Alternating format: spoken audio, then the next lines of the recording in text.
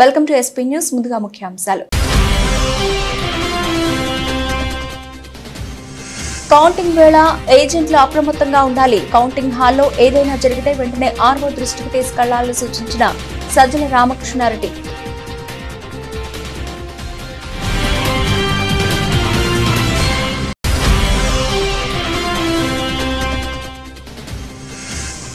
Phone tapping అంశంలో తనపై మంత్రి కోమటిరెడ్డి వ్యాఖ్యలకు స్పందించిన హరీష్ రావు, ఆరోపణలు నిరూపిస్తే ముక్కు నేలకేసి రాస్తానని సవాల్.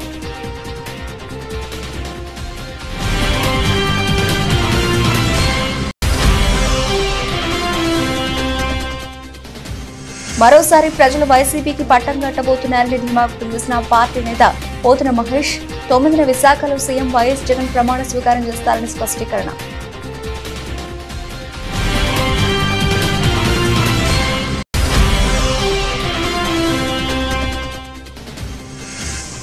ఎమ్మెల్సీ కవిత కస్టడీ పొడిగించిన కోర్టు, జూలై 3 వరకు జైల్లోనే బీఆర్ఎస్ ఎమ్మెల్సీ.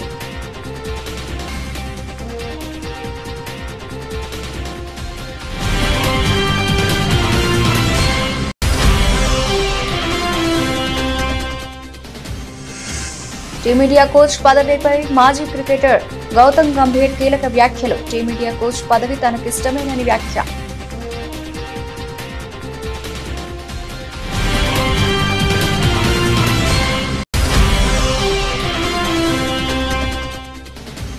మార్కెట్లో ఎగ్జిట్ పోల్స్ జోష్, మోదీ 3.0 గెలుపు అంచనాలతో లాభాలు ట్రేడ్ అవుతున్న స్టాక్ మార్కెట్లు.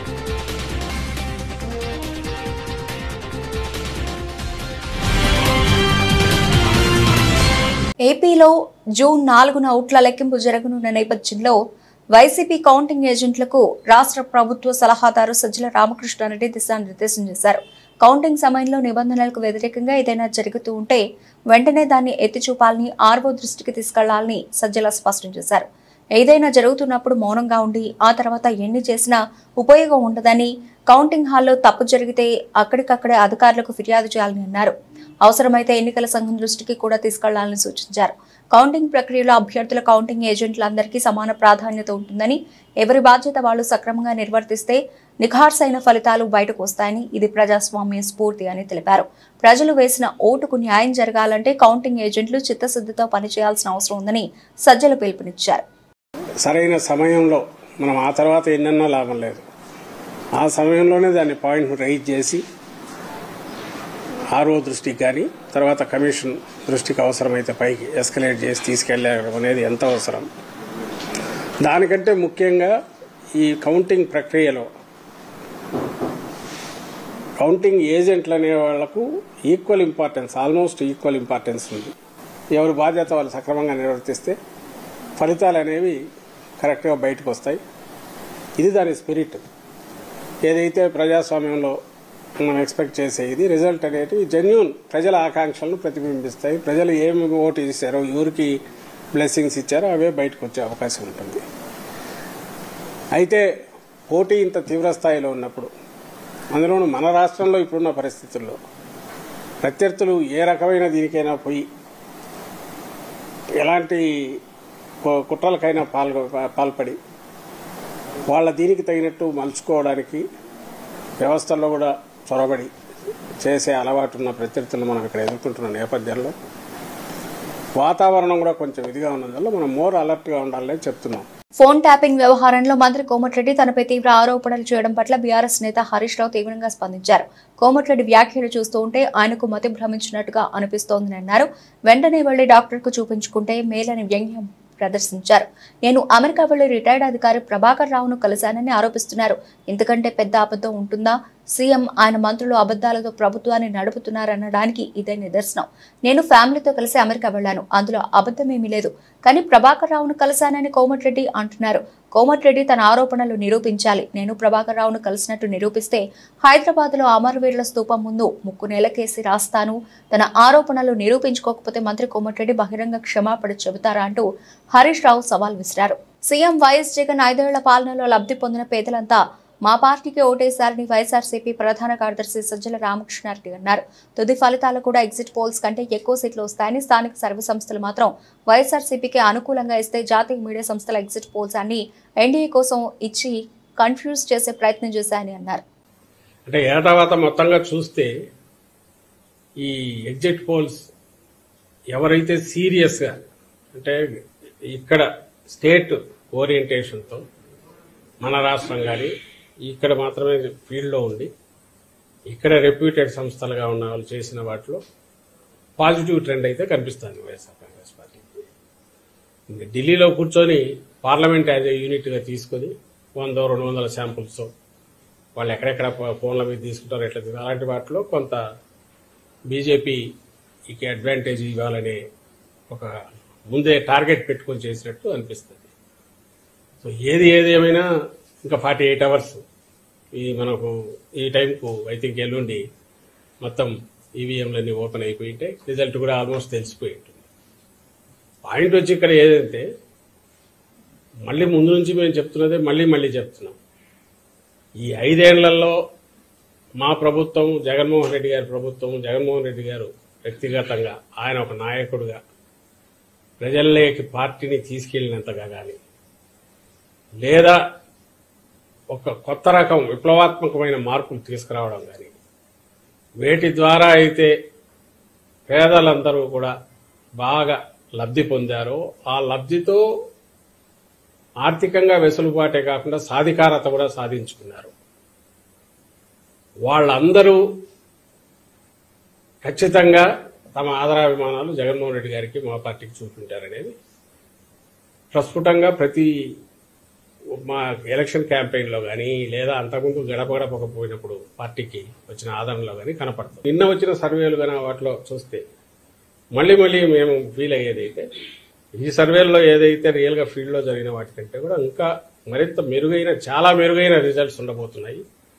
ల్యాండ్ స్లైడ్ ఇది ఉన్నా ఆశ్చర్యపోవాల్సిన అవసరం లేదు. మరి సైలెంట్ ఓటు వేరే ఊర్ల నుంచి వచ్చిన వాళ్ళు అయినా కూడా హైదరాబాద్ కానీ బెంగళూరు కానీ ఎక్కడికైనా బతుకు తెరువు కోసం పోయిన వాళ్ళు అయినా ఎవరైతే జగన్మోహన్ రెడ్డి గారి వల్ల కంటిన్యూస్గా బెనిఫిట్ కావడమే కాదు అదే కంటిన్యూస్గా బెనిఫిట్ కావడము దానివల్ల వాళ్ళ ఫ్యామిలీస్ అన్ని బాగుపడడం ఈయన ఉంటేనే మరింత మాకు మేలు జరుగుతుంది అని అనుకోవడం వల్లనే ఢిల్లీ లిక్కర్ పాలసీ స్కామ్ లో బీఆర్ఎస్ ఎమ్మెల్సీ కవిత కస్టడీని కోర్టు పొడిగించింది. జూలై 3 వరకు కస్టడీని పొడిగిస్తూ సోమవారం రౌస్ అవెన్యూ కోర్టు ఆదేశాలు జారీ చేసింది. ఆదివారంతో కవిత కస్టడీ ముగియడంతో సోమవారం ఆమెను పోలీసులు కోర్టులో హాజరుపరిచారు. భారీ భద్రత నడుమ కవితను కోర్టుకు తీసుకొచ్చారు. కోర్టు హాల్లో ఉన్న మీడియా ప్రతినిధులను చూస్తూ ఎమ్మెల్సీ కవిత జై తెలంగాణ జై భారత్ అనే నినాదం చేస్తూ కోర్టు లోపలికి వెళ్లారు. కోర్టు హాల్లో చోటు చేసుకున్న ఈ సంఘటనకు సంబంధించిన వీడియో ప్రస్తుతం సోషల్ మీడియాలో వైరల్ గా మారింది.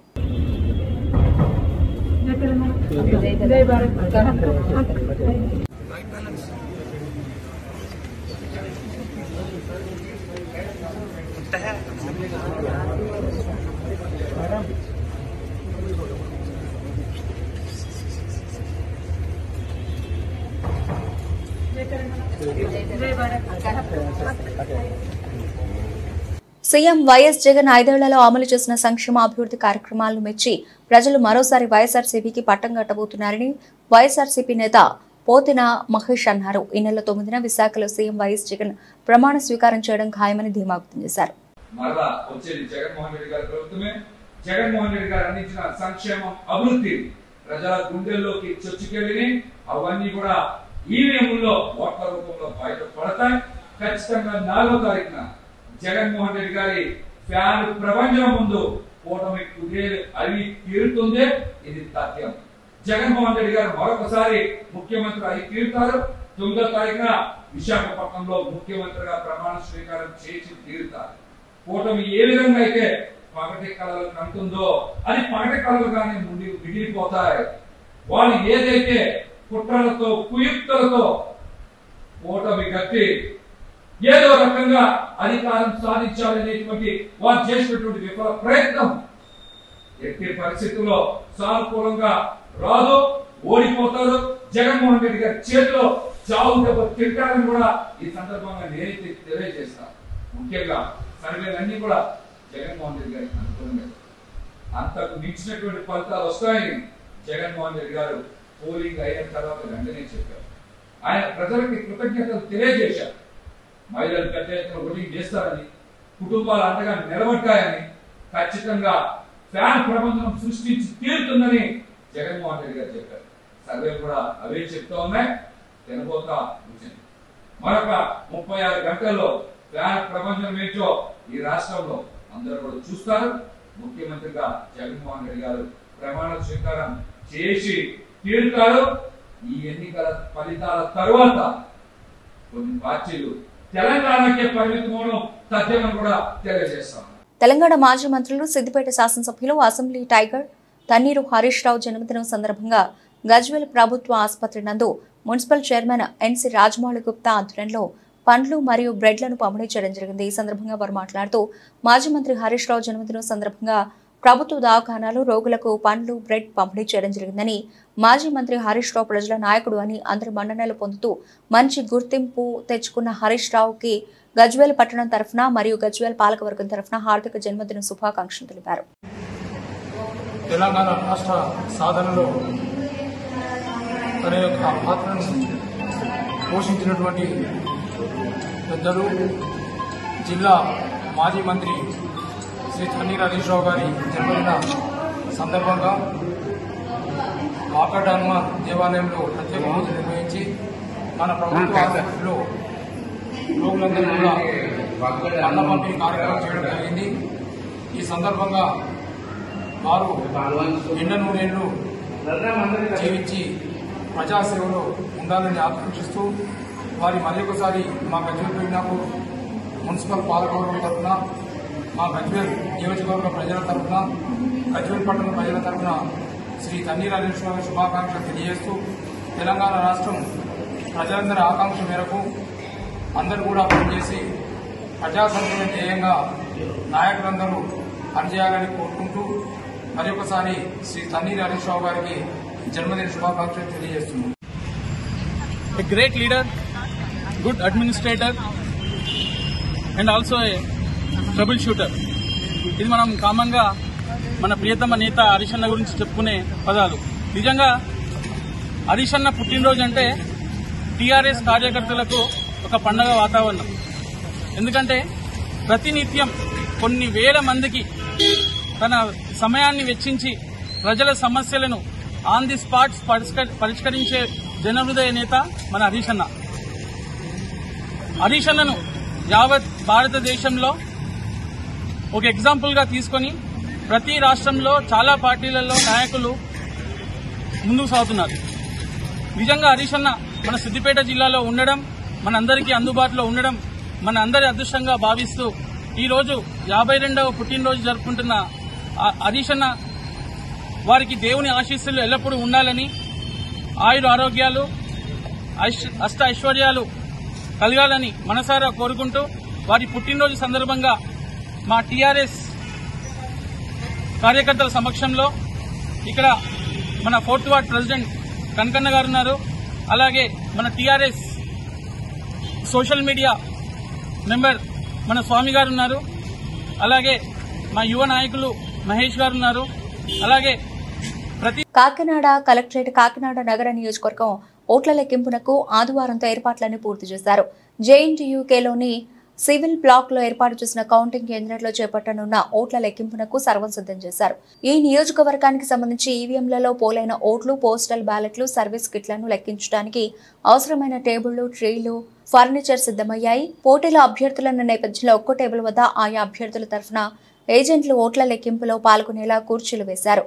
ఈవీఎంలో ఓట్ల లెక్కింపునకు 14 పోస్టల్ బ్యాలెట్లు, కౌంటింగ్ కు 4, సర్వీస్ ఓట్లు లెక్కించడానికి 1 చొప్పున మొత్తం 19 టేబుల్ వేశారు. అలాగే పోస్టల్ బ్యాలెట్, సర్వీస్ ఓట్లు మరొక చోట ఒకే సమయంలో సమాంతరంగా లెక్కించేలా చర్యలు తీసుకుంటున్నారు. టేబుళ్ల వద్ద కౌంటింగ్ సూపర్వైజర్, సూక్ష్మ పరిశీలకులు ఈవీఎంలలోని ఓట్లు లెక్కించేలా ప్రణాళిక సిద్ధమైంది. ఎలాంటి ఇబ్బందులు తలెత్తకుండా సిబ్బంది, ఏజెంట్లకు మధ్య పటిష్టమైన అభ్యర్థులు ఏర్పాట్లు, ఏజెంట్లు, కౌంటింగ్ సిబ్బంది మినహా ఎవరిని ఓట్ల లెక్కింపు కేంద్రంలోకి అనుమతించకుండా ప్రత్యేక ద్వారాలు పెట్టారు. రిటర్నింగ్ అధికారి జె వెంకట్రావు ఆయా ఏర్పాట్లను పరిశీలించారు. మంగళవారం చేపట్టిన ఓట్ల లెక్కింపునకు అన్ని ఏర్పాట్లు పూర్తి చేసినట్లు ఆర్వో తెలిపారు. 17 రౌండ్లలో ఫలితం కాకినాడ నగర నియోజకవర్గంలోని 234 పోలింగ్ కేంద్రాలు ఉన్నాయి. ఒక్కో కేంద్రంలో 1 ఈవీఎం చొప్పున వినియోగించారు. అలాగే ఈ లెక్కన 294 ఈవీఎంలలో పోలైన ఓట్లను లెక్కించాల్సి ఉంటుంది. కౌంటింగ్ టేబుల్స్ 14 ఏర్పాటు చేసిన నేపథ్యంలో 17 రౌండ్లలోనే ఫలితం తేలనుంది. ఒక్కో రౌండ్లో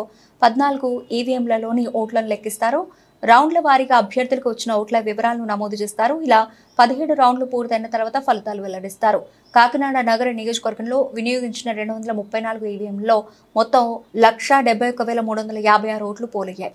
ఎన్నికల్లో గెలుపోటములతో పని లేకుండా ప్రజాసేవయే పరమావధిగా 2 దశాబ్దాల పైబడి సమాజానికి అంకితభావంతో సేవలు అందిస్తున్న రాష్ట్రీయ ప్రజా కాంగ్రెస్ సెక్యులర్స్ మరో స్వాతంత్ర పోరాట స్ఫూర్తి దాయకులని వారికి నేడు అభినందన సర్కారాలు నిర్వహించుకోవడం ఎంతో ఆనందదాయకంగా ఉందని RPC senior secular Pendyala Kamaraju ఆనందాన్ని వ్యక్తపరిచారు.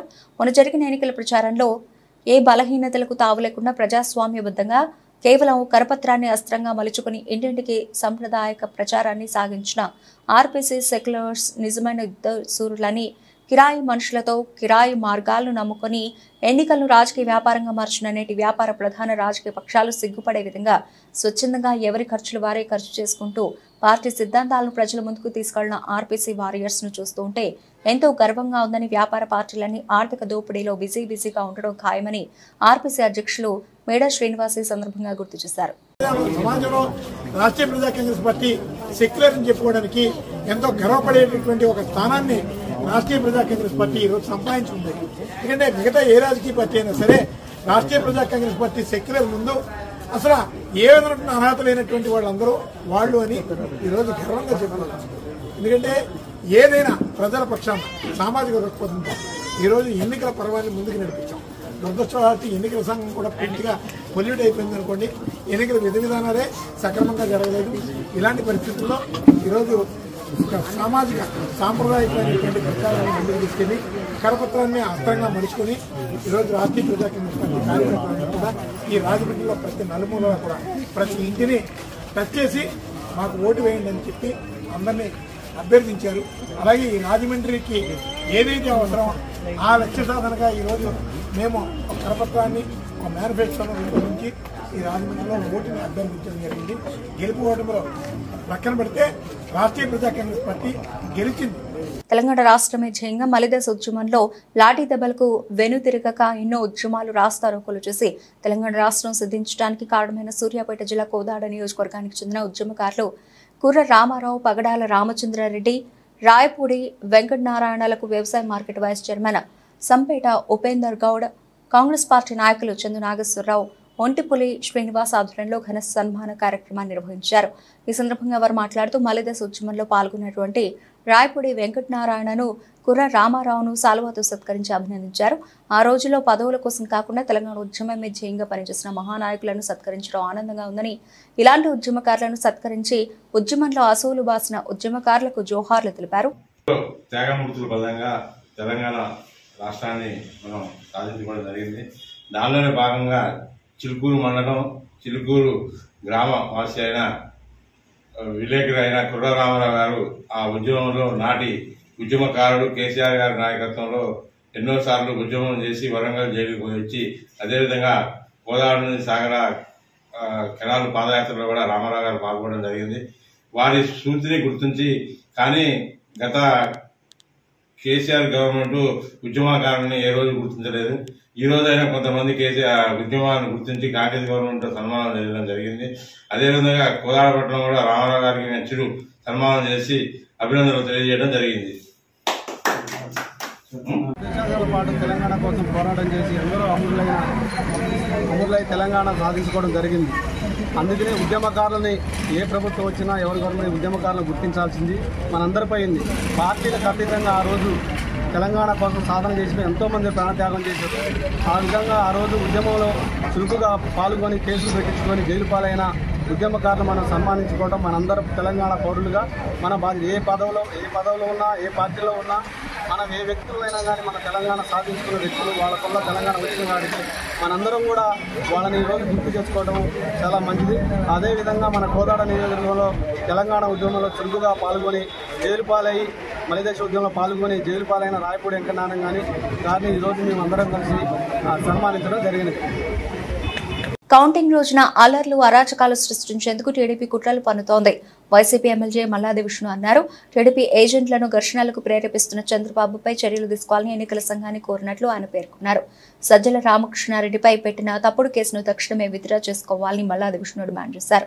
వైఎస్ఆర్ కాంగ్రెస్ పార్టీ ఏజెంట్ల మీద దౌర్జన్యం చేయాలని, వైఎస్ఆర్ కాంగ్రెస్ పార్టీ ఏజెంట్లని తరిమి కొట్టాలని, ఆ బూతుల్లో లేకుండా కౌంటింగ్ జరిగేటటువంటి ప్రాంతంలో లేకుండా చూడాలని, ఇట్లాగా అన్పార్లమెంటరీగా ఒక కుట్ర కోణంతో విధ్వంసం సృష్టించాలని, అరాచకం సృష్టించాలని చంద్రబాబు నాయుడు గారు బహిరంగంగా మాట్లాడినటువంటి మాటలు.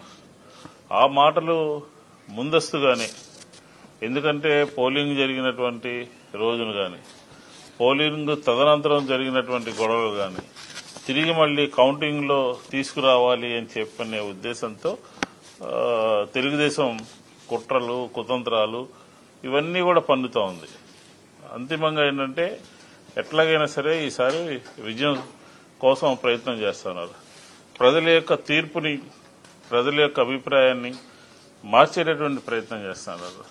ఈ దౌర్జన్యకాండ పట్ల ముందస్తుగానే ఎన్నికల కమిషన్ ద్వారా పోలీసు యంత్రాంగానికి కంప్లైంట్ చేసి ఆయా ప్రాంతాల్లో సరైనటువంటి బందోబస్తు పెట్టాలి, ఖచ్చితమైనటువంటి నియమ నిబంధనలు పాటించాలి అని చెప్పని ఈరోజు క్లియర్గా ఎన్నికల కమిషన్ దృష్టికి తీసుకెళ్లాం. ఎందుకంటే ఈ ప్రక్రియలో ఇప్పటికే మనం చూసాం, పోస్టల్ బ్యాలెట్ విషయంలో ఏ రకంగా ఎన్నికల కమిషన్ని తన చేతిలో పెట్టుకుని దానికోసమే పొత్తు ఇలాంటి దుర్మార్గాలకి, ఇలాంటి దుశ్చర్యలకి తెలుగుదేశం నడుం కట్టి పోస్టల్ బ్యాలెట్ విషయంలో ఎంతవరకు వెళ్లారో మనం చూసాం. ఈ నెల 4న ఎచ్చర్ల శివాని ఇంజనీరింగ్ కళాశాలలో నిర్వహించనున్న లోక్సభ, అసెంబ్లీ ఎన్నికల కౌంటింగ్ కు అన్ని ఏర్పాట్లు పూర్తి చేసినట్లు జిల్లా ఎన్నికల అధికారి, జిల్లా కలెక్టర్ మనజీర్ జిలానీ సమోన్ తెలిపారు.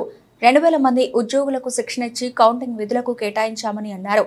ఉదయం 8 గంటలకు కౌంటింగ్ అధికారికంగా ప్రారంభమవుతుందని, ఆముదాల వలస నియోజకవర్గం నుంచి తొలి ఫలితం చివరిగా పాతపట్నం ఫలితాలు వెల్లడించే అవకాశం ఉందని చెప్పారు. కలెక్టర్ కార్యాలయంలో ఆదివారం ఏర్పాటు చేసిన విలేకరుల సమావేశంలో కలెక్టర్ మాట్లాడుతూ జిల్లాల కౌంటింగ్ కోసం 17 కౌంటింగ్ హాళ్లు ఏర్పాటు చేశామని, 112 ఈవీఎంలను లెక్కించే టేబుళ్లు, 30 పోస్టల్ బ్యాలెట్ లెక్కించే టేబుళ్లు ఉంటాయన్నారు. ముందుగా పోస్టల్ బ్యాలెట్ లెక్కింపు ప్రారంభం కాగా 6 గంటల తర్వాత ఈవీఎంల లెక్కింపు జరుగుతుందన్నారు. కౌంటింగ్ కేంద్రంలో సీసీ కెమెరాలు ఏర్పాటు చేశామని, పోలీస్ సిబ్బంది, ఏపీఎస్పీ, ఐటీబీపీతో కలిపి 3 అంచెల భద్రతను ఏర్పాటు చేస్తున్నామని తెలిపారు. ఆర్ఓ, ఏఆర్ఓ, అబ్జర్వర్, రాజకీయ పార్టీల ప్రతినిధుల సమక్షంలో కౌంటింగ్ జరుగుతుందన్నారు.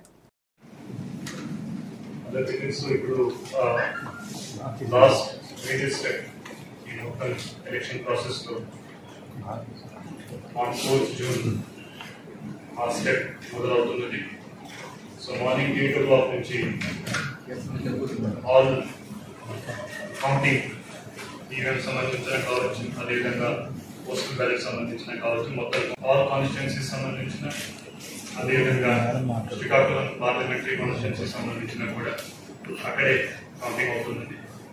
సో కౌంటింగ్ కోసం ఆల్ అరేంజ్మెంట్స్ ఆల్రెడీ పూర్తి చేయడం జరిగింది. So separate counting hall AC కోసం, అదేవిధంగా separate counting hall assembly segment, parliament సంబంధించిన సెగ్మెంట్ కోసం కూడా పెట్టడం జరిగింది. దాంతోపాటు పోస్టల్ బ్యాలెట్ కోసం పార్లమెంట్ సంబంధించిన ఇంకొక హాల్ సెపరేట్ గా పెట్టడం జరిగింది. ఎందుకంటే జిల్లాలో నంబర్ ఆఫ్ పోస్టల్ బ్యాలెట్స్ చాలా ఎక్కువ ఉన్నాయి, మాకు సర్వీస్ ఓటర్ నంబర్ కూడా చాలా ఎక్కువ ఉంది complete all the districts. Separate hall దానికోసం పెట్టడం జరిగింది. సో టోటల్ 86 కంటెస్టింగ్ క్యాండిడేట్స్ మన జిల్లాలో ఉన్నారు. సో ఈ 2024 సైమల్టేనియస్ ఎలక్షన్ కోసం టోటల్ 112 ఈవీఎం టేబుల్స్ లో కౌంటింగ్ చేయడం జరుగుతున్నది. And 29 postal ballot tables for 8 assembly constituencies లో 112 ఈవీఎం టేబుల్స్, అదేవిధంగా 29 పోస్టల్ బ్యాలెట్ టేబుల్స్ లో కౌంటింగ్ అవుతుంది. అదేవిధంగా 98 EVM tables and 30 postal ballot tables తో శ్రీకాకుళం పీసీ నంబర్ 2 దానికోసం కౌంటింగ్ జరుగుతుంది. టోటల్ ఓట్స్ పోల్డ్ జిల్లాలో 40,70,000 17,959 EVMs machines. టీమిండియా కోచ్ పదవిపై ఉత్కంఠ కొనసాగుతున్న వేళ క్రికెట్ దిగ్గజం గౌతమ్ గంభీర్ తాజాగా కీలక వ్యాఖ్యలు చేశారు. భారత జట్టుకు మార్గదర్శకుడిగా నిలవడం తనకు ఇష్టమేనని అన్నారు. అబుదాబిలో ఓ కార్యక్రమంలో ఆయన మాట్లాడుతూ టీమిండియా కోచ్ బాధ్యతలు దక్కడం తన కెరీర్లోనే అత్యుత్తమ గౌరవం కలదని వ్యాఖ్యానించారు. టీమిండియా తదుపరి హెడ్ కోచ్ గౌతమ్ గంభీరేనని ఇప్పటికే జాతీయ మీడియాలో కథనాలు వెలువడుతున్న సమయంలో గంభీర్ వ్యాఖ్యలు ప్రాధాన్యం సంతరించుకున్నాయి. టీమిండియాకు కోచ్ గా ఉండడం నాకెంతో ఇష్టం, దానికి మించిన గౌరవం మరొకటి ఉండదు. కోచ్ బాధ్యతలంటే 140 కోట్ల మందికి ప్రాతినిధ్యం వహించడం, ఇంతకంటే పెద్ద గౌరవం మరొకటి ఉంటుందా అని గంభీర్ అన్నారు. భారత విజయానికి యావత్ టీం కలిసికట్టుగా కష్టపడాలని గౌతమ్ అభిప్రాయపడ్డారు. ప్రధానమంత్రి నరేంద్ర మోదీ నేతృత్వంలో 3సారి ఎన్డీఏ సర్కార్ అధికారంలోకి వస్తుందని ఎగ్జిట్ పోల్స్ అంచనా వేసిన తర్వాత సోమవారం స్టాక్ మార్కెట్లు లాభాలతో ప్రారంభమయ్యాయి. మౌలిక సదుపాయాలు, క్యాపిటల్ గూడ్స్ తయారీ రంగ షేర్లు లాభాలు ట్రేడ్ అవుతున్నాయి. ఉదయం 7:05 నిఫ్టీ 23,353 పాయింట్ల వద్ద ప్రారంభమైంది. శుక్రవారం మార్కెట్లు ముగిసే సమయానికి నిఫ్టీ 22,530.70 వద్ద ఉంది. గత వారం నిఫ్టీ 50, S&P, BSE, సెన్సెక్స్ 2% చొప్పున పడిపోయాయి. శనివారం విడుదలైన ఎగ్జిట్ పోల్స్ 543 మంది సభ్యుల లోక్సభలో బీజేపీ నేతృత్వంలోని నేషనల్ డెమోక్రటిక్ అలయన్స్ 3/2 మెజారిటీని పొందవచ్చని అంచనా వేశాయి. బులెటిన్ ముగించే ముందు హెడ్లైన్స్ మరోసారి. కౌంటింగ్ వేళ ఏజెంట్లు అప్రమత్తంగా ఉండాలి. కౌంటింగ్ హాల్లో ఏదైనా జరిగితే వెంటనే ఆర్ఓ దృష్టికి తీసుకెళ్లాలని సూచించిన సజ్జల రామకృష్ణారెడ్డి.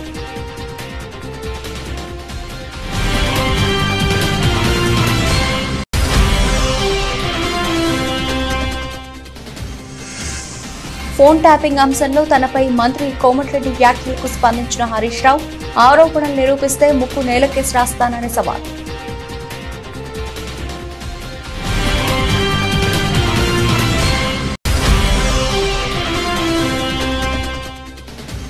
మరోసారి ప్రజలు వైసీపీకి పట్టం కట్టబోతున్నారని ధీమా వ్యక్తం చేసిన పార్టీ నేత పోతున మహేష్, 9న విశాఖలో సీఎం వైఎస్ జగన్ ప్రమాణ స్వీకారం చేస్తారని స్పష్టీకరణ.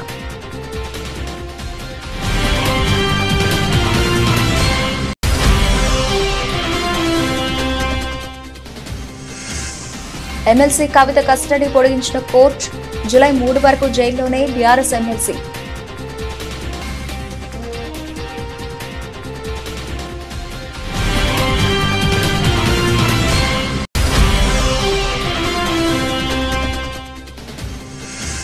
టీమిండియా కోచ్ పదవిపై మాజీ క్రికెటర్ గౌతమ్ గంభీర్ కీలక వ్యాఖ్యలు. టీమిండియా కోచ్ పదవి తనకిష్టమేనని వ్యాఖ్య.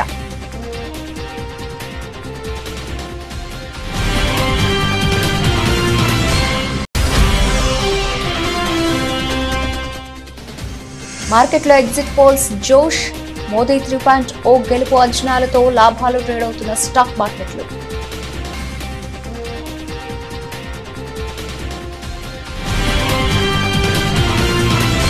ఇవి ఇప్పటివరకు బులెటిన్ అప్డేట్స్. మరిన్ని అప్డేట్స్ తో మళ్ళీ కలుద్దాం. అంతవరకు సెలవు, నమస్తే.